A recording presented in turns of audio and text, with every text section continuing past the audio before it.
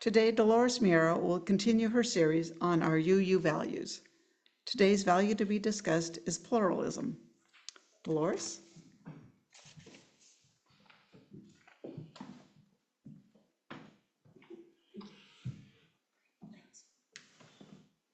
Good morning. So today we're going to focus on our value of pluralism that has been adopted by the UUA into our newly revised Article 2 of the Unitarian Universalist Association bylaws in 2024. And it reads, pluralism. We celebrate that we are all sacred beings, diverse in culture, experience, and theology. We covenant to learn from one another in our free and responsible search for truth and meaning. We embrace our differences and commonalities with love, curiosity, and respect. So, as you know, we've covered the jet pig, right? Did you remember what the J is? Okay, and the E? Okay, and T. Okay. You have learned, okay. So, but it's been said that pluralism, that value, is the hardest of all the values to put into practice. So let's discover what it is and how we can make it work well. And I want to thank you all for being here today. There's a lot of you here today. This is nice, right? I mean, sometimes we go from 12 to 22. This is great. Okay. And it's a privilege to speak to you about two concepts that are fundamental to how we understand and build a just society: multiculturalism and pluralism. While these terms are often used interchangeably, they represent distinct approaches to managing diversity, and understanding their differences is crucial for fostering a truly inclusive and equitable community. To begin, let's define multiculturalism. And there'll kind of be a little test at the end, so kind of pay attention. At its core, multiculturalism is about the recognition and celebration of different cultures within a society.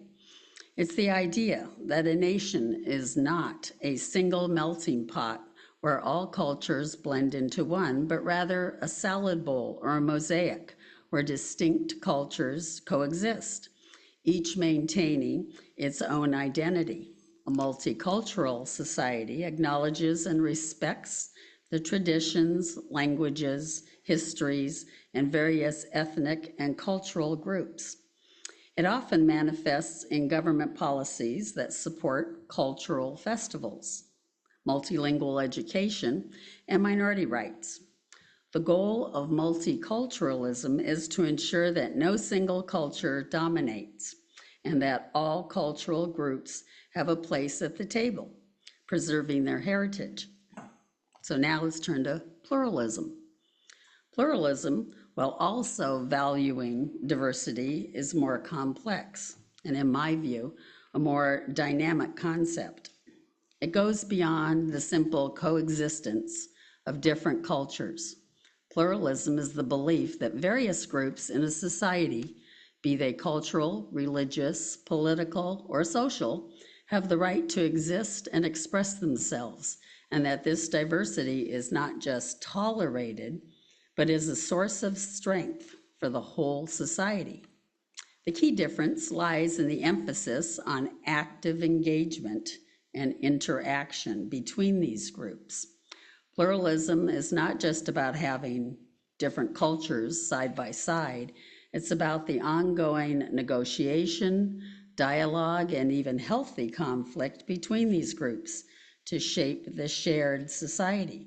It's about the idea that the common good is not a predetermined thing, but is constantly being forged through the interaction of diverse perspectives.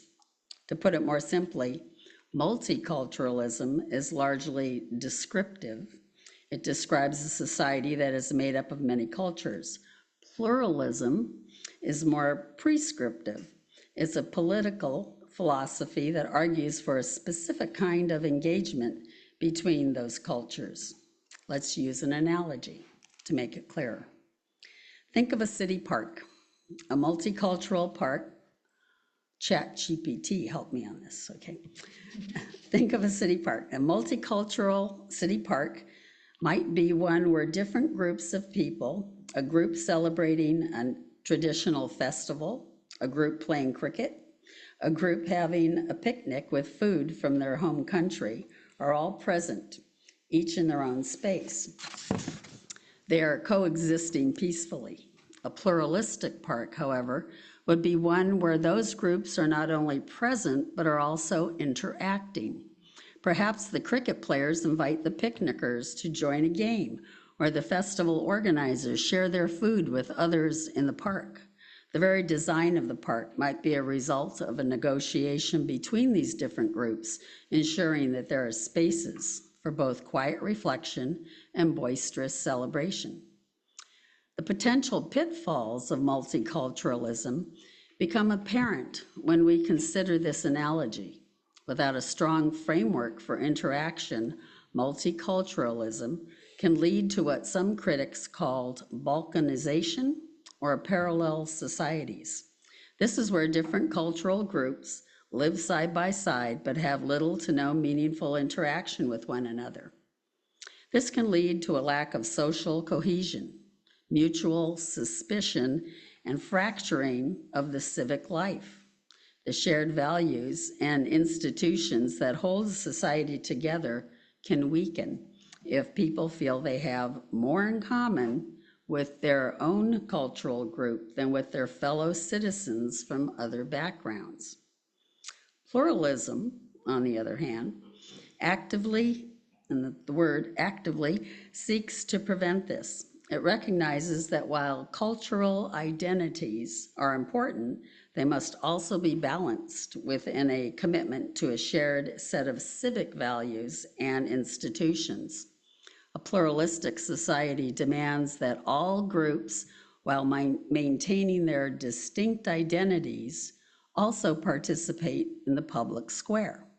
This doesn't mean giving up one's identity, but rather bringing that identity to the table to enrich the collective conversation. Consider the role of public institutions. A multicultural approach might mean having different schools that cater to different cultural or religious groups. A pluralistic approach, however, would prioritize a strong, inclusive public school system where students from all backgrounds learn and grow together while still accommodating and respecting their individual cultural and religious needs. The goal is to build common ground, not to create separate silos. The challenge of pluralism is that it is often messy and difficult. It requires a willingness to engage in dialogue, to listen to different points of view, and to compromise. Sounds like a marriage, right? Okay. It seems accepting that your own perspective is not the only valid one, and that the truth of the common good is not a fixed point, but is something we arrive at through a process of shared inquiry and debate. This process can be uncomfortable. It can involve disagreements and conflicts. But it's precisely through this engagement that we build stronger, more resilient society. Think about the great social movements throughout history. They were often driven by a pluralistic impulse, the desire for a more just and inclusive society where previously marginalized voices were not just tolerated, but were given a seat at the table to shape the future. The civil rights movement, the women's suffrage movement, the fight for LGBTQ plus rights were all movements that demanded that the dominant culture make space for other perspectives and identities, and that the very definition of who we are as a nation be expanded. In our increasingly globalized and interconnected world, the distinctions between multiculturalism and pluralism are more important than ever. We are faced with the challenge of building societies that can accommodate an unprecedented level of diversity. A purely multicultural approach risks creating a fractured society, while a pluralistic approach offers a path toward a more deeply integrated and vibrant one. To embrace pluralism is to embrace the idea that our differences, when engaged with openly and respectfully, are not a threat to our unity, but are the very source of our strength. It is a commitment to the ongoing, never-ending work of building a society where all people cannot only live side by side, but can also work together to build a better future for us all. It's a philosophy that sees a rich tapestry of different threads as more beautiful and more durable than a single monochromatic cloth. So, let's turn to an exercise. Imagine our UU community is hosting a potluck dinner. Our goal here is to use a simple, tangible metaphor, potluck, to illustrate the difference between the concepts of multiculturalism and pluralism. Slide, please. So here we are, we're going to do the difference. So while they are related, they represent different ways of thinking about diversity. So tell me, what does a multicultural potluck look like? Just shout out your answers, no microphone. Anybody? Say it again, yeah, okay. Collaboration. Okay, multicultural, Meals from every dish from one ethnic group. okay. Do you hear all that? Yeah, one dish from every ethnic group. I have to say it so that the Zoom people can hear it. Okay, anybody else? Yeah, okay, that's good. Okay, that really kind of takes it in. And so here's the next slide. There we go. That's the multicultural potluck, right? We all have these separate things. A multicultural is where everyone brings their own dish representing their unique cultural background. You have a table with many different dishes, taco, sushi, mac and cheese. Which one of you? Which of these are you? Are you mac and cheese? Okay. Okay. So the key, food fight. Oh, okay. So multiculturalism, the key points are recognition, so that we see and acknowledge the different cultures. We coexist. The dishes are all present in the same space, and there's separateness. Each dish is distinct and separate. You can eat one without mixing it with the other. It's about having a variety of distinct cultures in one community. So, what if we took this a step further? Which is, what does a pluralistic potluck look like? Stone soup. Stone soup, okay, keep going. Keep going. What was that? I heard something over here. I said yuck. You said yuck?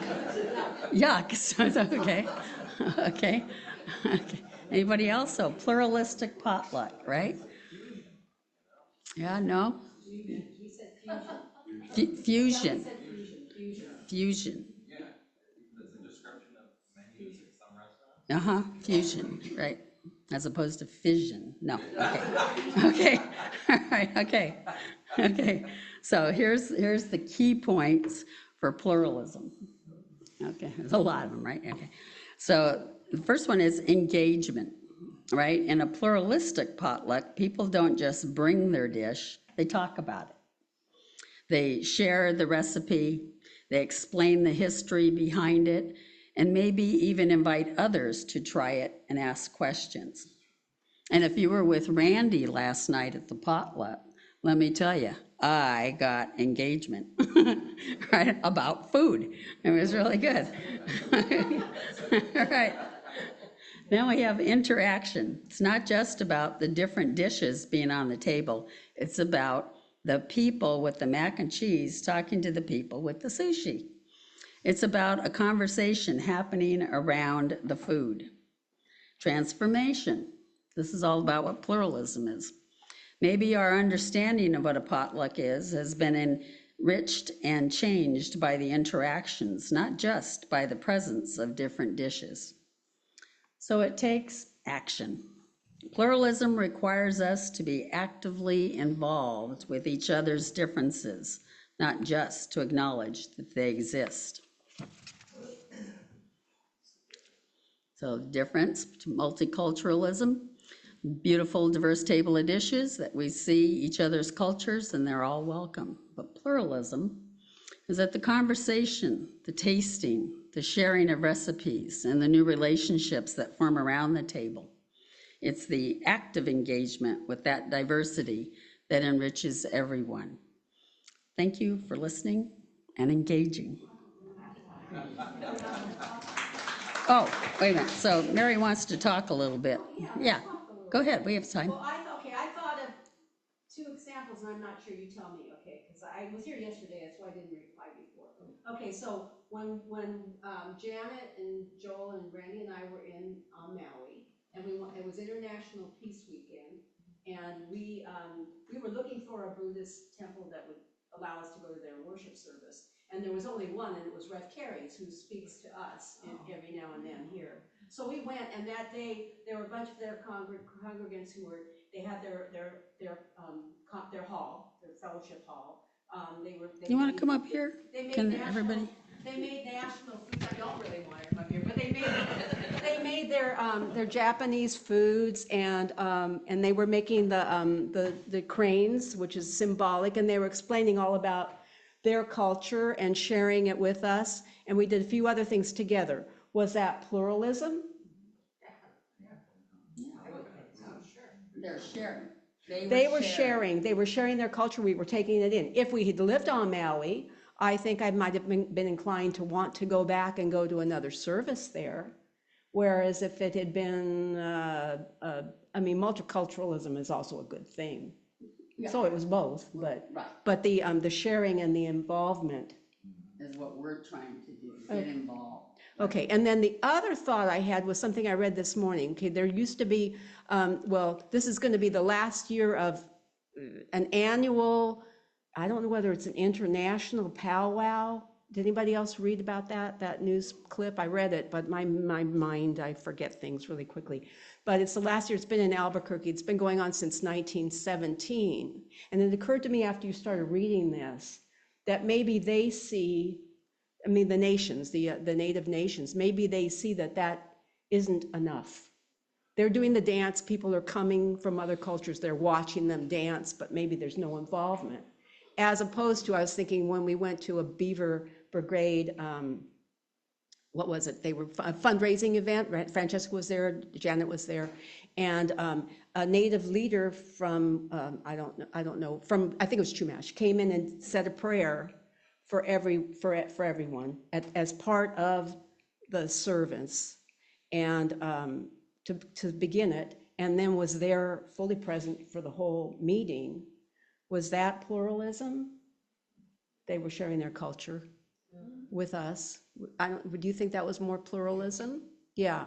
So anyway, anybody else have any other thoughts? Yeah. It would be nice to share. I'll be gone for 2 weeks in Northern California. There's a lady there who has attracted national Buddhists, and they come there, and I supply the music, and I'm going to play my instrument and sing and meditate with them for 2 weeks. And I'm very excited about that because that's real pluralism. We're sharing our philosophies and our skills, whatever they are. Looking forward to it. Uh-oh.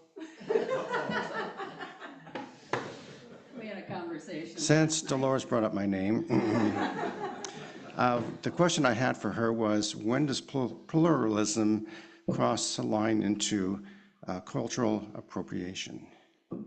Okay, because that's been given a sort of a negative term. It's like, the blackface or the doing something that's not of your culture, but somebody else's culture.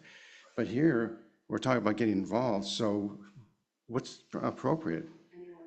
Yeah, see, that's the real tough thing, it's like, so I'll give you an example. One year, I think it was 2015, 2016, 2015, Mary and I showed up to the high school graduation, Coast Union High School graduation, both wearing Tajik garb.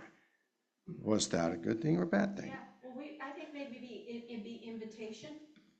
We were wearing the garb because these were gifts from our Tajik exchange student, and he wanted us to wear them. And we really stood out like a sore thumb because everybody else was dressed like this, and we were dressed in this really nice formal Tajik outfits. And was that cultural appropriation, or was it from the blank? I think it has a lot to do with respect. So if you were to take on another appearance that is Yeah. not your culture, the way you wear it Mhm. is, and if you wear it with respect and caring, that makes the difference between appropriation, which is just a surface thing that maybe can be construed as, I don't know, mocking, I don't know. Right, yeah. But not in your case, but, maybe black No, case. yeah, we were invited to dress this way. What if we went to a festival and it was, a Hispanic cultural event, the food and the decorations but if I showed up wearing those kind of clothes, would I be, how would that be received? Because I'm not Hispanic. You know what, I think it matters if the people, if you have permission, if you know that you're offending somebody, if you pull back and stop, just out of respect, take off the garb or whatever and say, I'm sorry, I didn't realize this was offensive to you. Because we're gonna make mistakes sometimes, Yeah. right? And if you're invited to, then that makes a big difference, because then somebody's asking you to be a part of their culture. It's like when you wear a yarmulke at temple, that's out of respect. Yeah. My 9-year-old granddaughter, we went to dinner at Madeline's on Thursday night, and she took one of my scarves and she put a hijab on, and she looked beautiful, and she wanted to wear it to dinner. And I said, well, I guess you could. I really don't think it's appropriate. It's just not the setting for it. And she wasn't being disrespectful, but she's the kind where she would have gone, do you like my hijab? Do you like my and I didn't think that was appropriate. But it's the same kind of thing. It depends on your demeanor when you're doing something. If you're doing it respectfully and you're in a Japanese Buddhist temple and you're in Japan, you're being as respectful as you can, I don't think that's cultural appropriation. But as I told you before, I have people in my writers group who are wonderful, wonderful writers, and one of them wrote a book from the Black perspective, and her publisher turned her down, and she's been published many times. He said, you're not Black, and we don't want cultural appropriation, which I thought was devastating, because you can write from any point of view. So I don't think that's going to last long, and I think we will be allowed to write from different perspectives. Yeah, Nancy. So I think it's a very interesting question. I think it's a fuzzy line, but Robert and I were in Southeast Asia, and I think it was in Cambodia. No, it was in Laos. We went to a museum, and they had a display specifically about cultural appropriation, and they talked about, the clothing, and they did not seem to have any problem with anybody wearing the clothing. But what was happening, or what had happened, were some people took the designs, created a fashion out of them, and did not give any credit to say, oh, this is based on the Laotian clothing. This is based on, they just took it and printed up what had been woven. They printed it as a print and sold it as hey, I made this lovely fabric design. So that was considered appropriation, clearly. So that's my 2 cents. I got another question. Go ahead. Yeah, you can come up. You wanna come up? You wanna come up? The microphone?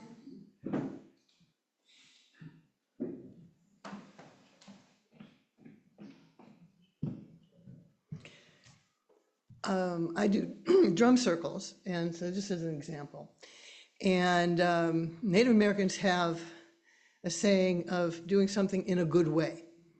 If you're doing something in a good way, it was like what you were saying about, you know, it's the intent behind it.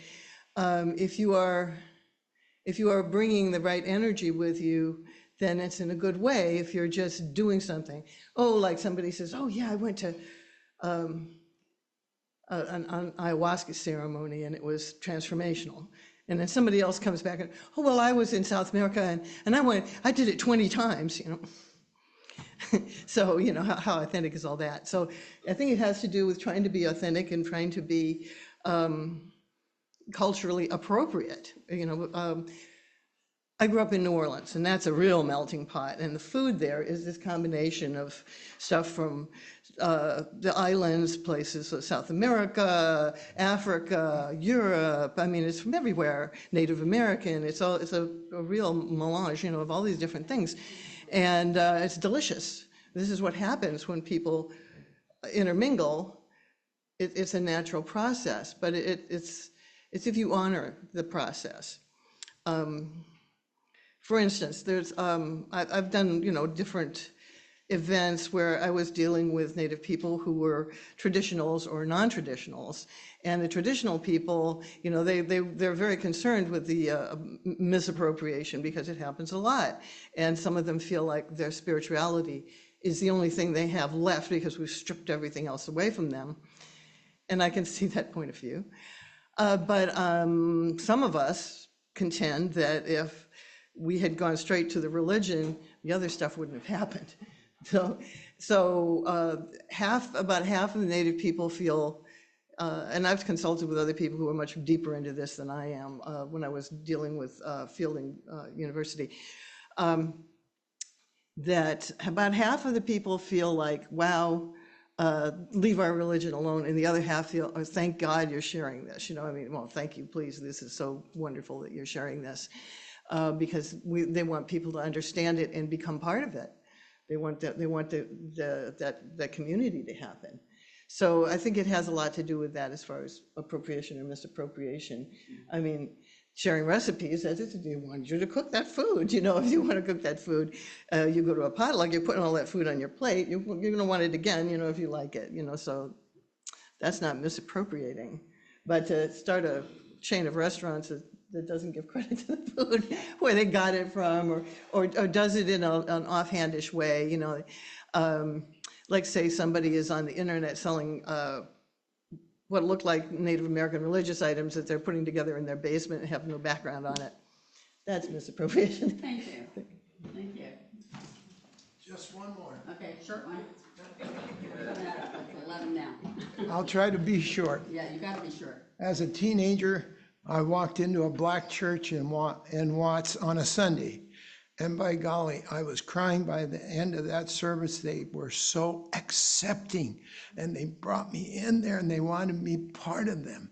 So here's a black group, you know, we're all separated in LA, black groups, Italians, you know, and different cultures, but the blacks just were wonderful. Okay, I was up in Washington and I went into this driveway and I looked down, there was a building there with an open door. I went in there and it was an American Indian powwow. There were several tribes that had come in, and did they tell me go away? No, they had me sit down right next to them. They wanted to share. So there's a need, people have a need to share. And I think pluralism is nourished by that. There we go. Thank you. Thank you. Okay, we keep sharing. Yeah, we're done? We're done. For the moment. For now. Moving on.